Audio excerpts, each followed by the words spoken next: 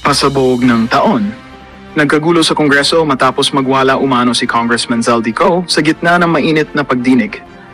Sa harap ng mga kapwa mambabatas, bigla raw itong naglabas ng matitinding revelasyon na nagdulot ng pagkabigla sa lahat.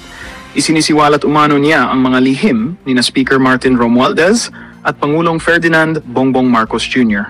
Ang eksenang ito ay nagpatigil sa buong plenaryo at agad naging trending sa social media. Ayon sa mga nakasaksi, hindi napigilan ni Zaldico ang kanyang emosyon matapos mabanggit ang issue ng umano'y anomalya sa pondo ng pamahalaan.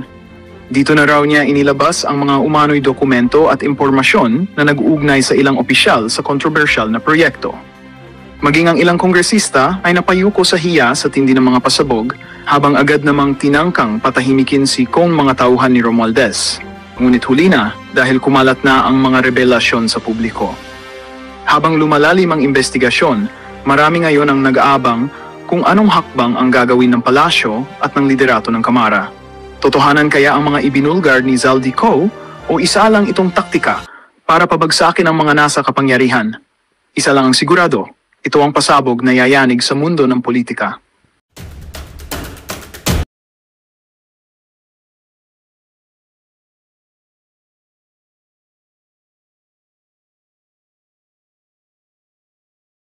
Gagawa nun. I have to agree with him. Hindi pwedeng mag-isa lang siya. Sabi ng mga dito, kinakampihan mo na si Zaldico. Hindi ko siya kinakampihan. Banggitin mo doon yung pangalan ni Romualdez. Ba, pinabanggit ko ngayon. Ayun na yung sinasabi ko kanina. Bakit hindi nyo pinapatawag yang si Grace po? Sapagkat siya ay nakakaalam kung sino na sila lahat ang naglagay. Yung mga insertions na yan, alam nila yan. Alam nyo mga kababayan, tayo ho ay naniniwala sa mga tinuran na yan, itong si Manong Ted Filon. Dito sa isa na to, ipagtatanggol ho natin itong si Elizaldico. Tayo ho ay naniniwala dyan sa sinasabi nitong si Elizaldico na hindi ho niya magagawang mag-isa lahat ng ipinupukol na kontrobersya sa kanya ngayong mga panahon na to. Pero bago yan mga kababayan, kung bago lang ho kayo sa PH Update, isang like at isang subscribe, masaya na ho tayo dyan sa mga gusto sumali sa ating community. Yung join button, nandiyan lang ho sa baba. At itong si Atty. Salvador Panelo, papasadaan din ho natin yung kanyang mga punto de vista dyan sa SMNI. At itong si ate, nagalit dito kay Ping Lacson. Ito kasi si Ping Lacson, nakala niya lahat ng lumalabas sa bunganga niya ay pinapaniwalaan ng ating mga kababayan. Kaya naman, umpisahan ho natin ang ating talakayan dito kay ate. Ate, ito si ate nga nun na papasadahan natin. Senator Lacson, nagulat ka ba kay Orly Gutesa? Ako. Gulat na gulat ka kasi minensyon na ang amo mong si Tamba, ang number 1 kawatan dyan sa Pilipinas, na hindi nyo maimbestigahan dahil pinagtatakpan nyo ang kawatan. Mga magnanakaw sa kaba ng bayan. Pera namin yan. Senator Lacson, nagulat ka ba kay Orly Gutesa? Gulat na gulat ka kasi minensyon na ang amo mong si Tamba, ang number 1 kawatan dyan sa Pilipinas, na hindi nyo maimbestigahan dahil pinagtatakpan nyo ang kawatan. Mga magnanakaw sa kaba ng bayan. Pera namin yan. Senator... Maliwanag pa ho sa sikat ng araw. Ito yung pinagtatakpan niya nung panahon na nagkakabulahan pa ho sila dyan sa House of Representatives. Surprise birthday party para dito kay Sandro Marcos. Inihanda nitong si Martin Tambaluslos. Panoorin ho natin.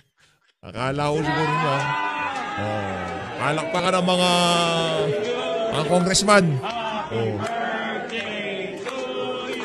Yan o, yung mga panahon na tagang parang pagmamay-ari nila Pilipinas. Yung tipong walang pwedeng kumontra sa kanila. Yung mga panahon na yan, nandiyan pa si si Dilipe. Harap ka doon. Bobolahin ka namin, di ba? Nagpabola naman din si Unggoy. Sabay yakap. Naku. Magko-concert yan mamaya si Charis. Yan o. Tuloy natin. Kiss, kiss, kiss. Kiss. Yun. Kiss mo yung tita mo. Iyakapin mo yung tito mo. Tama yan.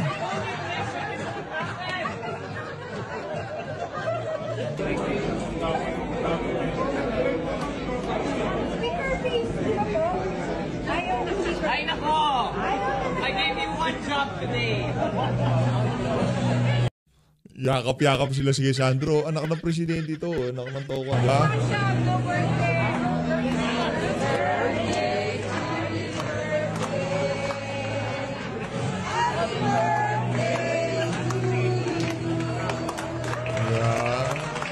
Ayos, di ba?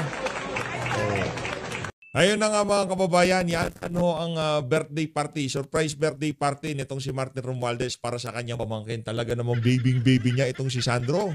Yan o, yung mga panahon na talaga naman lahat ng gusto nilang gawin, kaya nila. Dahil ang sambay ng Pilipino, hindi pa lumulubog sa baha. Pero ngayong mga panahon na to, di nga natin malaman kung nasaan na tong si Martin Romualdez. Kaya naman, ang panawagan ngayon ng sambay ng Pilipino, ilabas nyo si Martin. Saan nyo dinala itong si Martin Romualdez? Dito na ho tayo kay Manong Ted Filon. Game! At alam po namin, alam nating lahat kung gaano po kahirap itong mga dapat nating inumin na gamot kung saan tayo kukuha ng perang pambili po ng gamot. Kaya muli po okay, tuloy na natin. Naman, sa gitna po ng mga pangyayari ito sa ating pong bayan, marami pa rin po sa atin ang masaya kasi nga po higit sa lahat mga kapatid, tayo po ay natututo, na mamuhay po lamang sa ating pong kakayahan.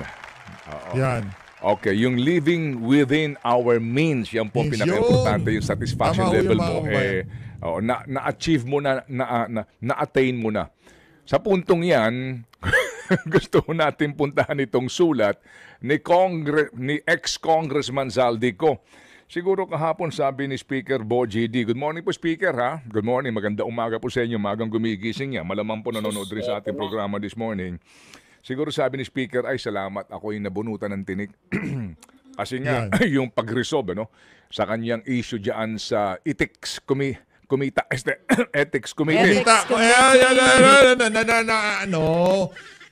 Kayo naman Ethics Committee. Ganun lang naman yun. Sensya na po, nasamid lang. Nasamid lang. Wala na, kasi it's now moot. Wala, it's already academic. It's water under the bridge. Nag-resign. So, ano pa ang poder ng Kamara, di ba? Sabi nga niya, bahala na ang DOJ, bahala na po dito ang ombudsman kung sakasakali. Ngayon, mga kapatid, na hindi na siya kongresista, ang tanong, uuwi ba siya? Naku, yan ang tanong dyan. Sabi ni DOJ Secretary, di ba, Crispin Remulla? Okay. Mukhang hindi na uuwi. Mukhang hindi na uuwi. Mukha naman. Ako din, yun ang tingin ko. Ikaw ba, tingin mo, uuwi pa? Kung makakahanap ng bansa na pwedeng tumanggap sa kanya for asylum, halimbawa, pero sigurado nangangako hindi siya na nakaharapin uuwi. daw niya, di ba? Yun ang paulit-ulit niyang sinasabi. Sabi Sige. niya nung una, yung Yun ang una siya kwento naglabas ng niya. statement, haharapin ko lahat ng akusasyon sa akin sa tamang forum. Yun ang sabi niya. Kailan kaya yun? Kung tamang forum, kailan Sige. yan? Kailan din ang tamang panahon para dyan? Alright, so meron siyang sulat po mga kapatid at received ito kahapon ng tanggapan po ni Speaker. Okay, meron lang po dito, bago po itong punto na gusto kong balikan lamang, may portion dito doon sa kanyang doon sa kanyang denial. Yes. Ano sinasabi niya rito? Sabi po ng liham ni dating Yung part, Congressman part of the Zaldico, letter. I deny that my family and I indulge in extravagant or ostentatious display of wealth in the eye of the public. Parang di Our naman totoo. lifestyles have not changed from before I became a public official.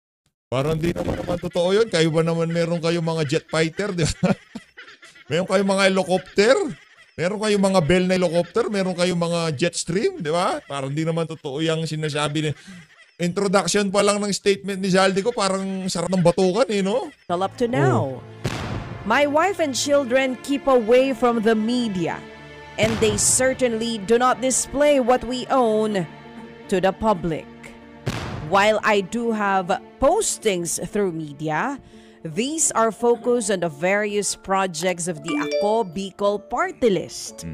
My family and I do not also live beyond our means. Okay.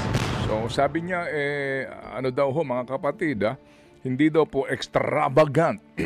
At alam niyo, hindi ho masyadong hindi maluho ang kanilang pamumuhay. Sila po'y namumuhay lamang hango sa kanilang kakayahan, yung kanilang pamumuhay sa kanila pong kinikita. So dito, paano mo ito madidibate? Paano mo siya mapapabulaanan? Dito na po papasok yung issue ng SALN. Yan ang sinasabi namin kay Congressman, itong chairman ng committee on, itong si Jonathan Clement Abalos, ng amin siya makapanayam. Opo, na siya ba mismo bilang committee chairman ng Committee on Ethics ay willing isa publiko ang kanyang salin. Yan. Nung una, sabi niya po sa ating pong programa, oo daw, di ba? Yes, opo, wala akong problema yon. Opo, yes po, opo. Pero pagkatapos ng panayam, tumawag, sabi, hindi pa pwede. For so many reasons, ginagalang naman natin yan, Congressman. Pero yun nga dito at dito, paano mo naman malalaman that they are living within their means kung wala kang hawak ng salin? Kasi sa salin, dapat nakadeklara lahat ng iyong ari-arian. Correct. Yun bang penthouse na sinasabing pinaghahatiran ng mali-maletang pera, yun ho ba ay kanino nakapangalan? Yan. Kasi kung doon ka din nakikita nakatira, maaring sa ibang tao nakapangalan yon. Pero at the end of the day nga, mga kapatid, dyan na po papasok yung salin. Yung sinasabing bahay daw sa Paris. At eto pa, yung binabanggit po dito, maging ni DPWH Secretary Vince Dizon, na mga lumawak po na ari-arian para doon sa kanila pong sinasabing airline, Misibis Air. Ang total po nito mga kapatid ay 4.29 billion pesos. Ito pong mga binili na iba't ibang mga helicopter po at mga jet. Kailan ito na-acquire? Ito ho ba ay kung siya, ang kanyang pamilya ay stakeholder po dito sa Misibis Aviation, ito ba ay nakadeklara sa kanyang salin? Diyan na po papasok yan, girl, itong ating panawagan kung totoo na gusto pong ibalik ng Kongreso sa pangkalahatan, lower house and the upper chamber, ang tiwala ng publiko. After all, public, di ba? Public office is a public trust. Kung gustong ibalik, di tayo magsimula. Ilabas ninyo ang mga magsalin tayo. Ninyo. Nang magkaalaman tayo kung tama ba yung pamumuhay mo na nagmamaneho ka ng mamahaling auto, pagkarami-rami mong mga, di ba, post sa iyong mga kung ano-anong mga tawag dyan. Social media account. Okay, at pinapangalanda ka mo na kaya mong gumasta ng pagkarami-raming pera, and then kung ano ba deklarado mong yaman. Yun po yun So dito po sa puntong ito, kailan siya mauobligang umuwi. Meron po tatlong kaparaanan paano po makakansela porte ng isang Pilipino. Kasi ang pinakamabilis po dito talaga ay kansilahin yung kanyang passport. Pero hindi po yan maaaring gawin nang hindi na naman po dadaan sa due process.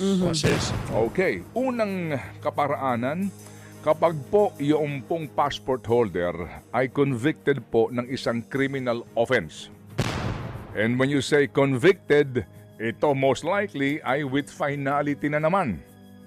Pangalawa, upon a finding by the secretary or his authorized representative or consular officer that a passport was secured through fraud or misrepresentation, parang si Alice Guo. Si Alice Guo, hello, hindi ganun kabilis, di ba? Tama? Opo, hindi ganun. Ang tagal. Ang dami pong dinadaan ng proseso para mapawalang visa yung kanyang pinagmulan po ng kanyang passport, birth certificate, right?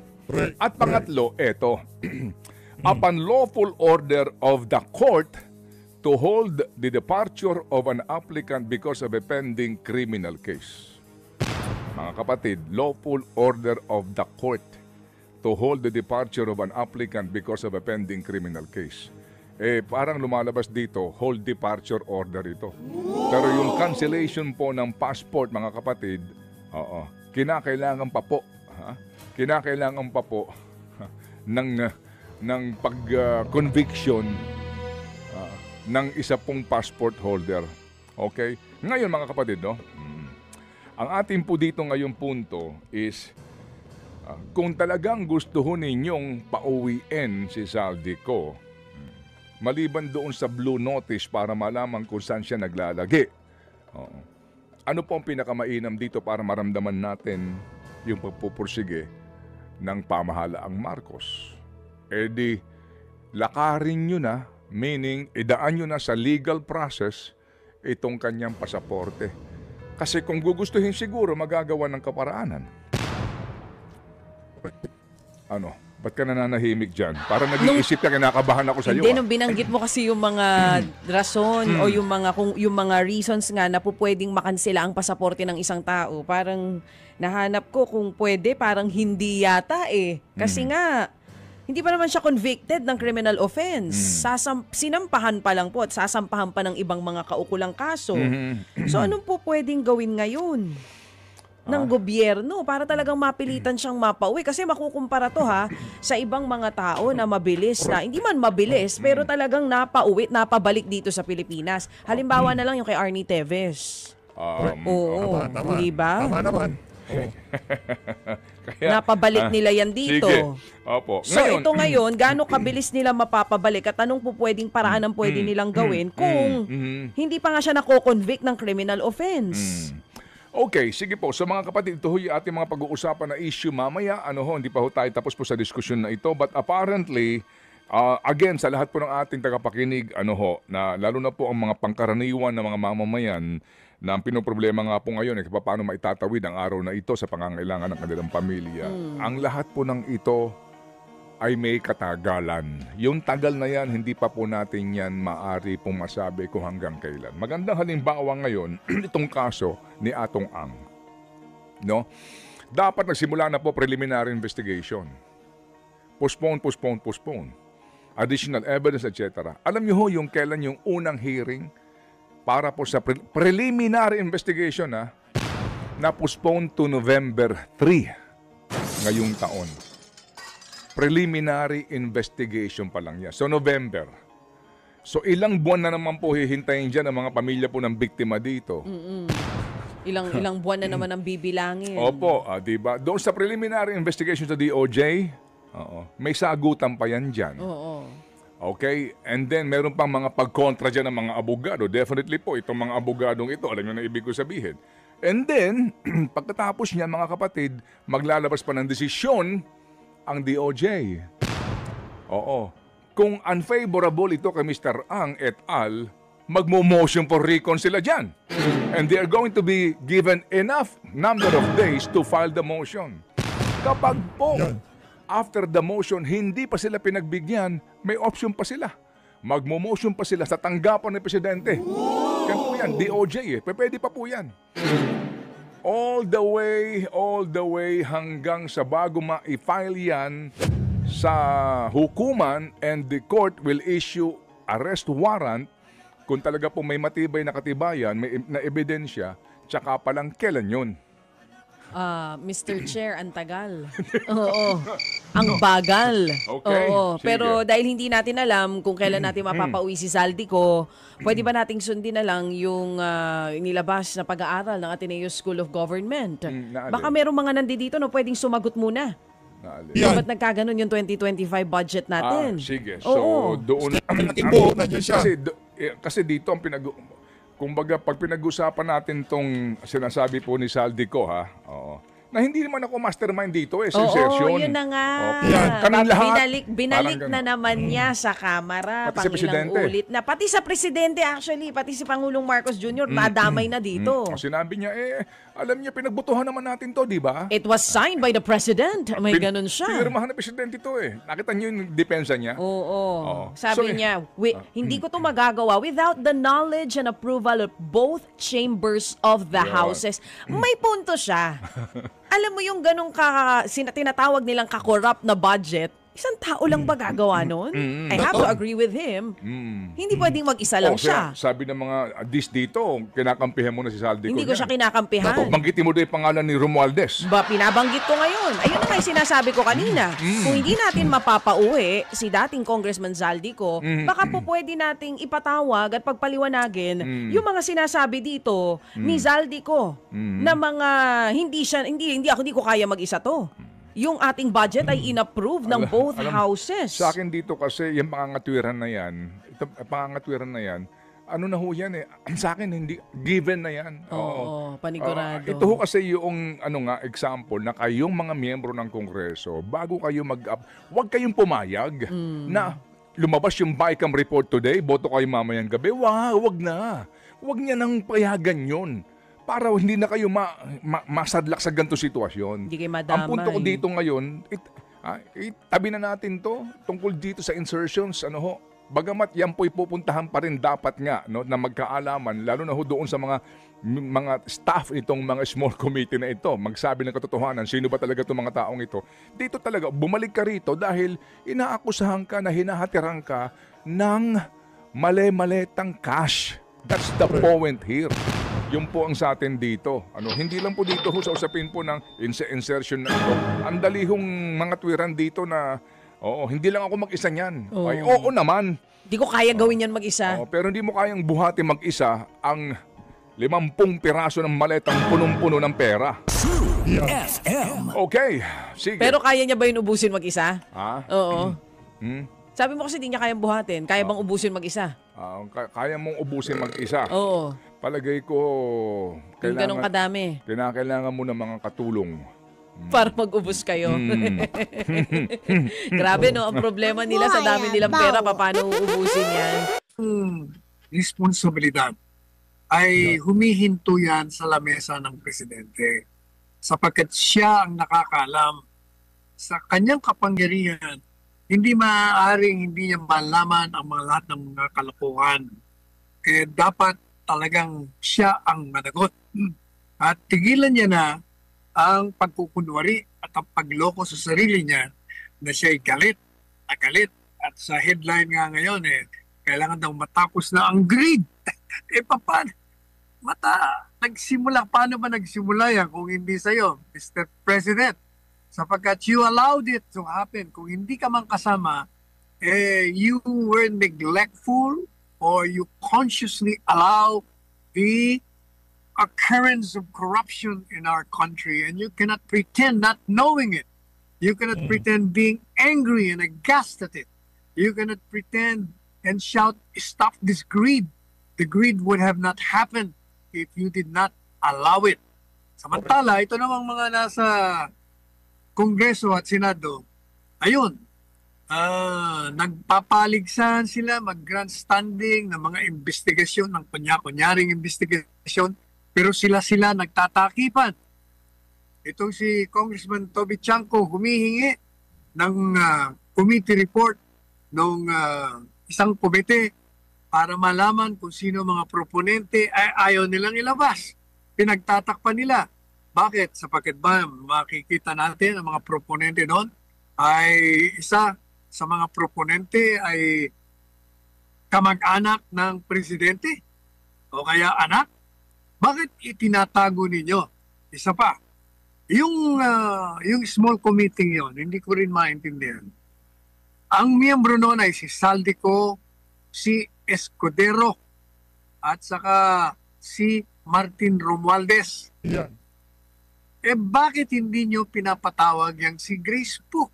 Grace po. Sapagkat siya ay nakakaalam kung sino, na sila lahat ang naglagay. Yung mga insertions na yan, alam nila yan. I'm sure napakiusapan yan, na-insert nila yan, ang kanilang mga kasama. Hindi nila pinapatawag. At itong si Lacson naman, na nagpapanggap din na malinis, ayaw ipatawag dahil now inter-parliamentary courtesy. yung kalokohan na excuse na yan, yan ay isang stupidong katwiran. Yan ay pagtatakip lamang. Mabuti naman dahil binabanatan na sila ngayon. Binabanatan ng programa natin, binabanatan niya si Lacson kasi sabi nga natin, kung pumorma ka para kang malinis. Pero ikaw ang nagpromotor noong 30 ngayon umabot na ng 35 billion pesos na magpagawa ng isang building ng opisina niyo sa mga senador. Binupunin niyo yan, 35 bilyong piso ang gugulin para lang magpatayo ng mga opisina nilang kakapal ng mga mukha nila. Ikaw, lalo ka na Lacson sapagkat ikaw ang promotor niyan. Tapos kung pumorma ka, kunyari ay wala kang alam, hindi po pwede yan. Ito rin si Escudero, isa pa ito. Kaibigan natin lahat yan actually, pero hindi po pwede yung ginagawa nila. Magtatalumpati ka, babanata mo si Martin Romualdez, sasabihin mo, siya nagpakulo ng impeachment dahil kailangan ng mga ayuda, may labas kung hindi pumirma. Pero bakit ngayon ka lang nagsasalita? Ilang buwan ang nakaraan yan. Dapat noon ka agad sinabi mo na yan. Pangalawa, ba't di mo sinasagot yung akusasyon sa'yo na ikaw ay tumanggap ng ilang milyon o bilyon o whatever kung magkano ang amount. Sapagkat inamin mo na nga, o isa pa yun, inamin mo na tumanggap ka ng 30 milyones na peso sa iyong kampanya. Yan po ay bawal. Bawal. That's a crime under the Omnibus Election Code. Kaya nga itong si George Garcia na napagsabihan natin, bakit mo ba humingi ng paliwanag? Alam mo na nga na bawal, inamin na nga. Inamin na rin nung nagbigay, inamin din nung tumanggap. Ba't di mo pa i-demanda? Yan ang problema eh. Huwag yun na itong bigyan ng lahat ng mga leeway o leniency. Kailangan managot sila